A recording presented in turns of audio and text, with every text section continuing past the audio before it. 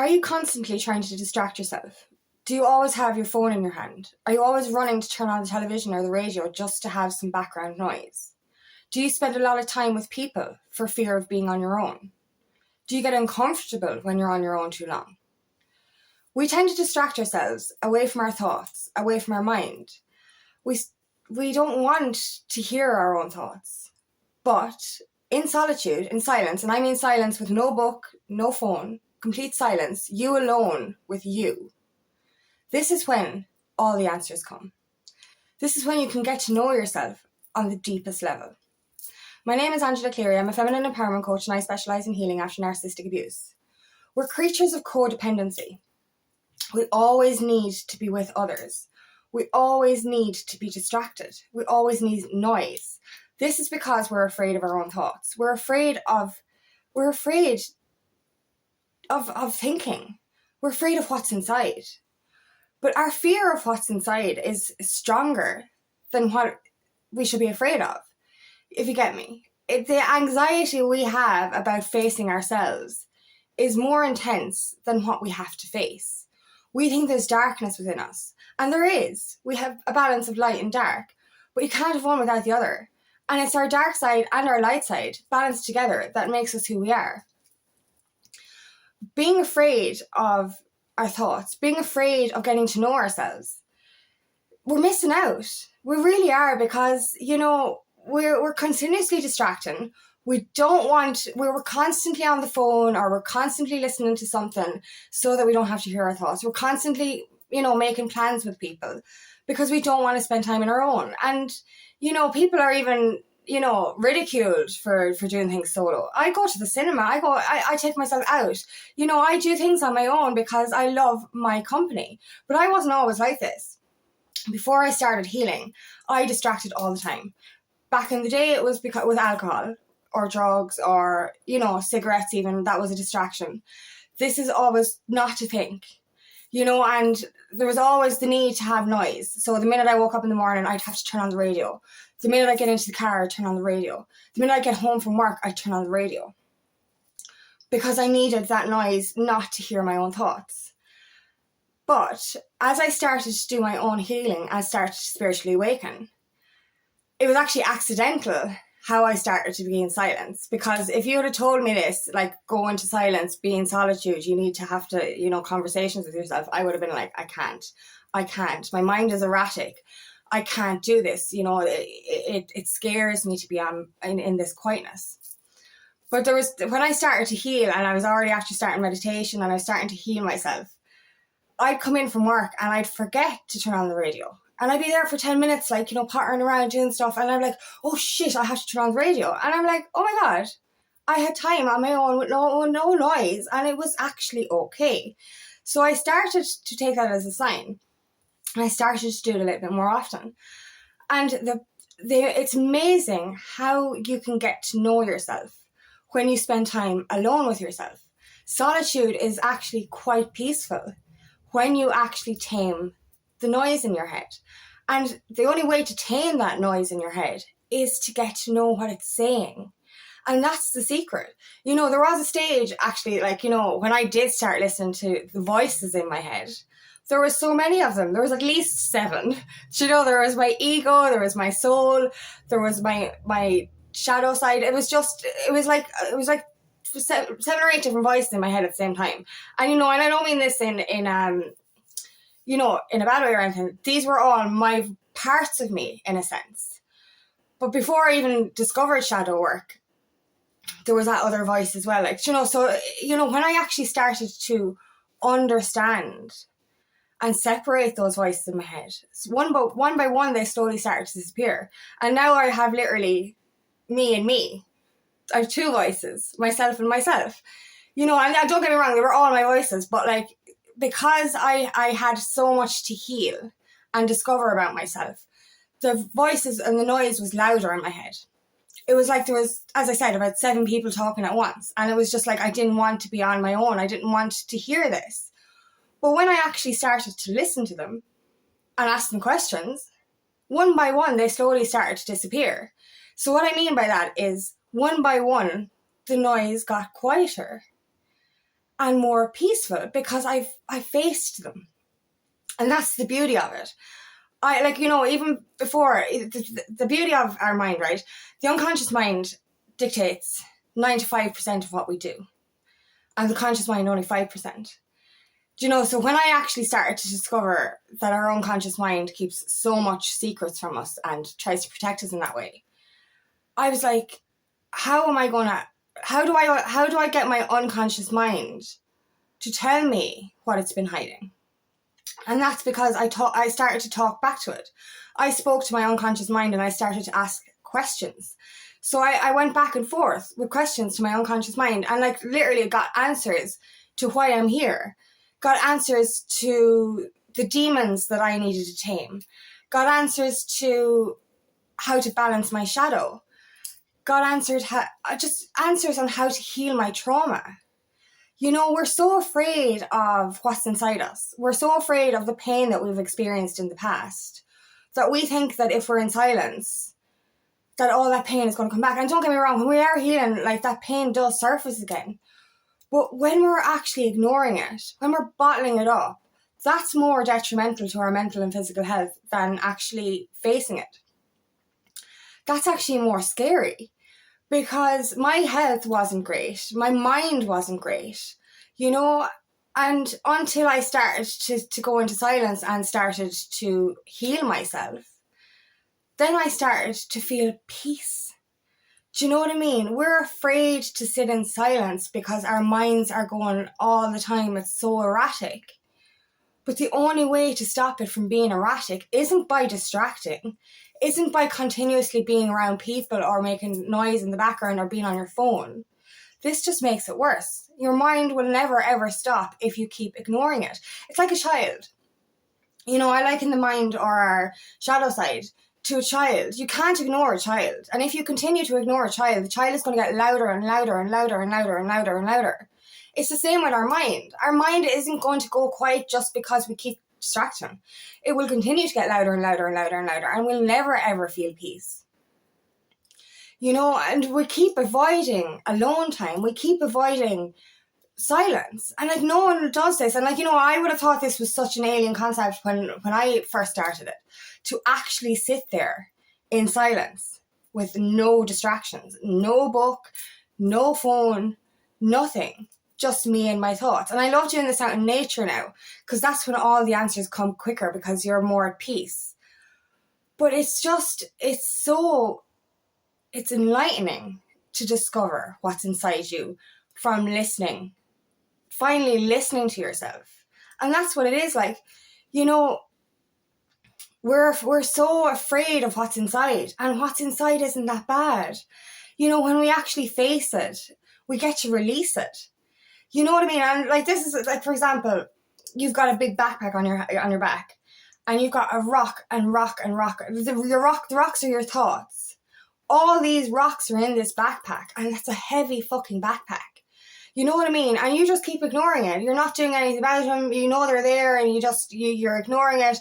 It's going to be hard to move. It just gets heavier and heavier because you're putting more in on top of it as well, with everyday things as well.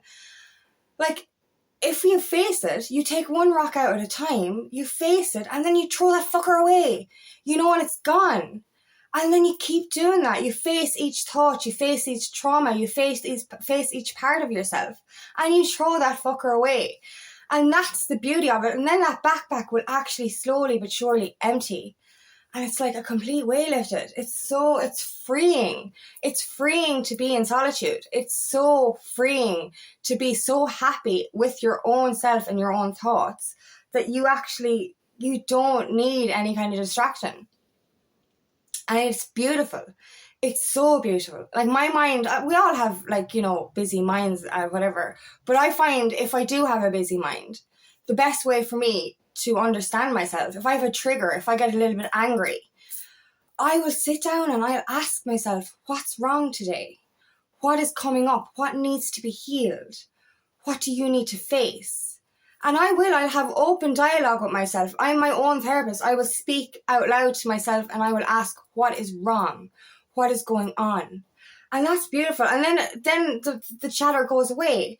And that's the beauty of it. Like, we're creatures of constant distraction. We really are. And I used to be like this as well. Like, I'd have to be around people, and if I wasn't around people, I would be anxious, and I'd have to make, listen to music or watch telly or be distracted in some way, or even drink alcohol or take drugs.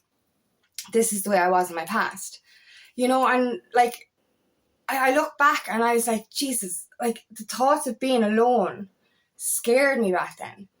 Being on my own and not having people around me frightened me, because I was afraid of my thoughts, and I know we're all afraid of our thoughts. We're all afraid of what's inside. We're afraid of our darkness. We're afraid of our demons. We're afraid of our trauma. But it's harder to keep it in. Like, do we really want to be living with this noise in our minds for the rest of our lives? Or do we want to feel actual peace? Because peace only comes in solitude.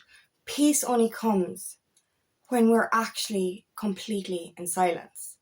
The answers come. And that's it as well. The answers we seek are not outside us. They never were. They're all within. We're re-remembering who we are. We're reawakening to why we're here. We're spiritual beings living a human experience. We're here for a higher purpose. We're here for mission. And we need to shed karma from this life and past lives in order to be who we truly are meant to be. And we can't actually discover what's inside us if we don't ask. If we don't sit in silence and figure that shit out. We're constantly avoiding that. But if you want to be the best version of yourself, if you want to be the best you can be for yourself and for your family, for this planet, it starts by going within. Sitting in silence and asking yourself who you are, why you're here. And it's a great way to heal those traumas as well, release those traumas. Wouldn't you like to take off that backpack? Wouldn't you like to empty that backpack? Wouldn't you like your mind not to be crazy all the time? Wouldn't you like to feel peace? Because that's what it's just so peaceful. And solitude is the most amazing thing you can ever do once you like who you're with. And that's the secret. Unless you actually discover who you are, get rid of the fear of your thoughts, tame those demons, heal those traumas, you're not going to like who you're with. You're going to constantly seek outside yourself for company, for distraction, something to silence your thoughts. Now, whether that be with a substance or just with your phone, like, any kind of codependency is an addiction. So it doesn't have to be drugs or alcohol. Like, having your phone constantly, being on social media all the time, that's an addiction. That's a codependent behavior. Needing to be with people all the time is a codependent behavior. Codependency is addiction. So we all have these addictions to distract ourselves away from our minds. Don't we want to release the need for being codependent on other people, the need for being codependent on substances? And that can come to shopping as well, or watching too much television, or eating too much. This is all ways we distract ourselves from thinking, ways we distract ourselves from healing. And that's what it is. We're distracting ourselves from actually doing the inner work. Wouldn't you like to not need to pick up that phone, not need to turn on that television, to sit in silence and actually be at peace, not need to be in company all the time? Go out on adventures on your own. It's so, like, travel on your own. Like, I've done that as well. It's so empowering to do things alone. It's so empowering to not need somebody else to come with you, to actually do things alone. Like, we're codependent from the minute we're born. We need to get used to being on our own. And, like, we need that recharge. Like, this is what makes unhealthy codependent relationships as well. If you don't heal your shit, you're going to constantly be wanting to be with your partner, which is unhealthy. You're going to constantly want to know what they're doing and why they're doing it, or who they're doing it with. And even if they, like, I remember this in my past relationship, I was so codependent. If they went to the bathroom and they were gone for a few minutes, I'd be like, where's he gone? Where's he gone? Where's he gone? Anxious, worried. And anytime I was separate from my ex, I would actually be in panic. A lot of the time because of his behaviour, but you know, it was a codependent thing. It was like, I cannot be away from him. That's not healthy. That's not healthy in relationships of any kind. We need to be able to have time on our own to recharge and regenerate, rejuvenate. That's what it's all about. It's healthier to be interdependent in a relationship instead of codependent. It's healthier not to be codependent on social media, on substances, on binge eating, on television, on shopping. We need to start not needing to be distracted and start being at peace, because this is where all the answers are. This is where everything you need, you will find. We look outside ourselves all the time for this, and this is the beauty of it as well, is when you find peace within yourself, you find love within yourself, and then you find peace all around you, and everything in life is peaceful, and you're not in a rush anymore. And that was the thing as well I used to do as well. I used to be always rushing around the place, so fucking busy. It's like, you have to get here quickly. And it's just like, I came off the deck one evening rushing, and I come down on my ankle and I heard it pop, and I was like, oh my God, I have to slow down. Because like, busy mind means you're busy all the time as well. You're trying to rush. Now I'm just completely zen. It's like, go with the flow. If I'm stuck behind a tractor, it's like, yeah, sure, be grand, be alright. Get there eventually, like, leave a little bit earlier kind of thing. And that's what I do. I just go places earlier now, and I'll walk slow, and instead of rushing around the town doing stuff, I just be pure zen, and I just slowly walk around. People think I'm an owl one walking around the place, because I'm just so relaxed. I'm so at peace, and that's what it's no more erratic, mind, no more erratic life. It's just being at peace. It's being able to be calm. It's being able to just take it easy. Chill out, man. It's really just, it's a beautiful way to be. So don't be scared of your thoughts. Don't be scared of facing yourself. When you get used to it, and it's beautiful. When I actually started to do it accidentally, I was already after starting sleep meditations. So my mind was starting to calm itself anyway. So it's a great way to start, is to do sleep meditation, and then your mind starts to calm itself and starts to heal itself. So therefore, like, as I said, for me, the silence came naturally. I forgot to turn on the radio. I forgot to make the noise. I forgot to put on the distraction. And then it just started to become a habit, and then I just started to enjoy it. And it shocked me. It was like, how am I able to enjoy silence when for my whole life, all I wanted was noise? So, you learn to love it. You learn to embrace it. And you learn to you get to figure out who you are. And the more you figure out who you are, the better you can be. The more alive you can be. And the more that will radiate around to the people around you and to the people in this world. So it's collective. It will radiate to the people around you. So you create peace not only for yourself, but you create peace for your environment, and you create peace for the people around you.